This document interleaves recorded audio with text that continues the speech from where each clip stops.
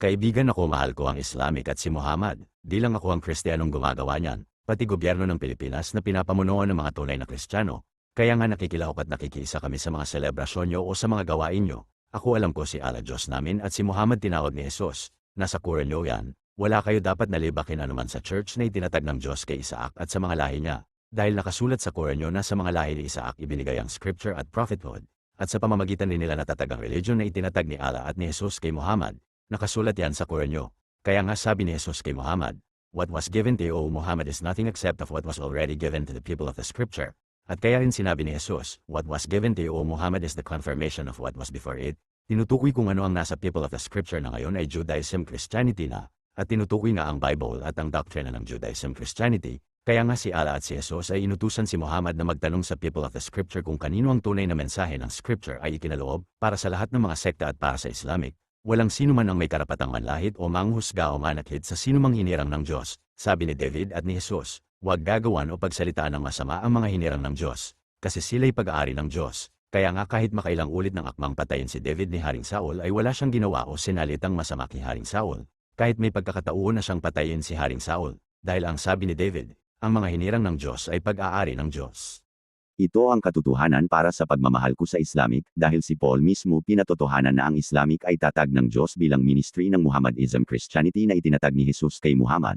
Ang Islamic ay naging ligaw na ministry ng Muhammadism Christianity, ang mga Caliph at si Imam Mahdi at ang Hadith at Quran mismo ang nagpatotoo, at si Muhammad ay tinalikuran niya ang Muhammadism Christianity, na possibly dahil sa kaibigan niyang Hudyong di tumanggap kay Jesus na nakasulat sa Hadith, na inaakala nila ang mga pagsasalarawan ng mga Hudyong Kristiyano ay mga idols. Kaya si Muhammad pinagko-conquer niya ang Yemen at Midian at Mecca, na bago pa man kay Muhammad ay marami ng Kristiyano, dahil pumunta si Paul at ang mga kasama niya sa Arab.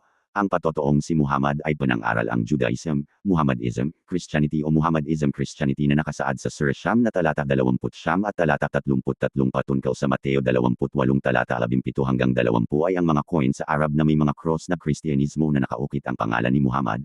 Kaya payo ko sa mga leaders ng Islamic magkaisa kayong bumalik sa tunay na tinatag ni Allah at ni Jesus kay Muhammad.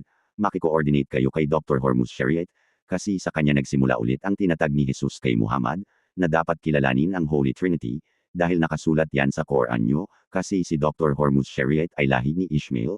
Walang sino man na lahi ni Ishmael na dapat lumabas sa kingdom ni Ishmael, Muhammadism Christianity, gayon din naman na walang sino mang lahi ni Isaac ang lumabas sa kingdom ni Isaac, Judaism Christianity. Sa household o church ni Abraham ay mayroon mga banyaga kasi di pa naitatag ang church ng mga lahi ni Ishmael noon.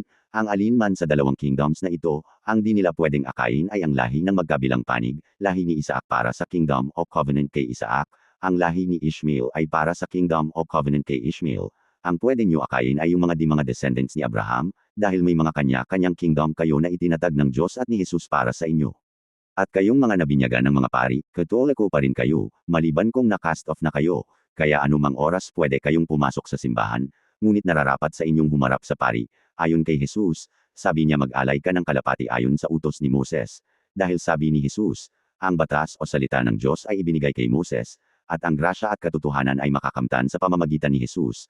Kaya mali ang mga turo ng mga sekta sa sinasabi nilang wala na ang Old Testament, yung pala sabi ni Jesus pag di sinunod ay di matatanggap ang grasya at katotohanan, na siya rin ngang si Jesus mismo, ate di na kayo kailangang binyagan uli, dahil sabi ni Jesus ay isang binyag lang, mag-compizel na lang ayon kay Jesus. Para sa iyo Ahmad Barcelan, alam ni Allah at ni Jesus ang isipan ng tao, kaya wag mong ipagkunwari kung may mali siya o wala, di ka hihingi ng apology kung walang mali siya sa isip mo ang pinost mo. Kasi kaya ka nag-public apology dahil napagsabihan ka ng mga original o mga totoong Islamic Muslims? May nabasa akong comment ng dato na pinagsabihan ka, kaya kung humingi ka ng public apology ay kailangan walang nililiban, at di pagpaimbabaw, nagtatanong ka lang kamo, ang pagtatanong ay sa maaayos na pamanaraan.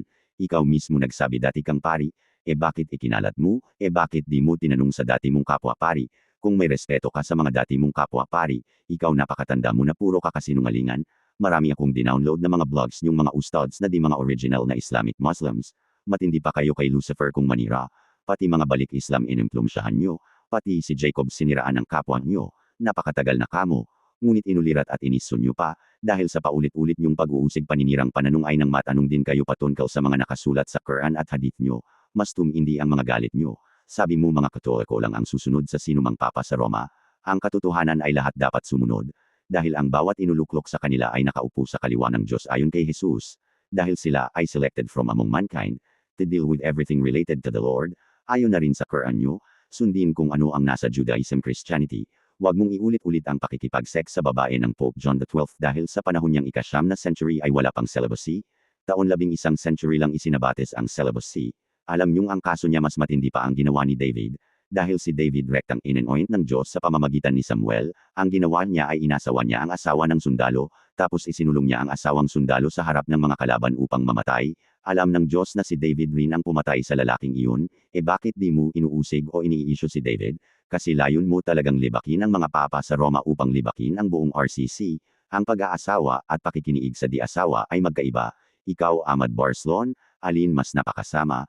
Yung RCC na may isang nagkasala dahil nakiniig sa may asawa, o yung Islamic na may asawa yung batang babae tapos di pa kasalukuyang hiwalay sa asawa, na ibalita sa television yan, at hinayaan ng mga syuyuk, ustads at imam na makasal sa matandang mayaman na lalaki, at yung talong ulit ng dinivorce na babae ay pwede pang asawahin uli basta pahiwalayin sa kasalukuyang asawa, bawal sa Diyos at kay Jesus yan, ayon sa Bible at Quran.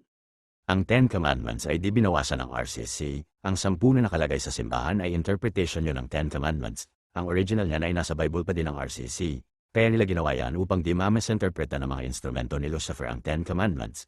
Tinatalakay mo kamo ang thou shall not commit adultery, correction hindi po thou shall not covet adultery, tinatalakay mo yan, sa RCC, sa religion nyo talamak ang adultery, tapos pinapatay pa, alam nyo yan, kahit si Senador Robin Padilla alam yan. Isipin nyo na lang ang paulit-ulit na divorce at paulit-ulit na pagbalik sa asawa, matinding adultery yan, panguuyam yan kay Jesus. Sinunod nyo ang bumago ng Quran kaysa si Jesus, ikaw, napakamapagkunwari ka, yung mga Islamic Muslims mismo na kung ano-anong kalaswan pinopost o kinikwento sa Facebook at YouTube, kahit raw may mga asawa nagpapagamit sa abroad sa iba, kahit raw sa Quiapo mayroon. Mga Islamic countries ng prostitutions pinopost sa Facebook at YouTube, pinaghalong mga bakla at mga pukpok, kung nagkukunwari nyo, itong matandang ito, mapagkumwari sa paghahayag niya, ginagawa niya na pag-construct, para sa kalaman mong sinungalin, sa RCC walang doktrina ang pagyot na ikinonect mo sa sanggol, ang sabi mong binyag sa sex, ay tumutukoy sa first experience in sexual intercourse, sinungalin ka, kinokonect mo yan sa doktrina ng RCC na tinatag ni Jesus, alam mong sabi-sabi lang yan, sinisiraan mo ang tinatag ni Jesus na church, kasasabi mo pa lang na di kayo naninira ng kahit anong religion, maghanda ka, na baka bigla kang abutin ang kaparusahan ni Jesus, at totoong iniaral ni Jesus, sa patalinhaga niyang pangabdaral na binyagan ng mga sanggol. Ginawa niyang patalinhaga dahil ayaw niyang sa kanya malaman ng mga baboy.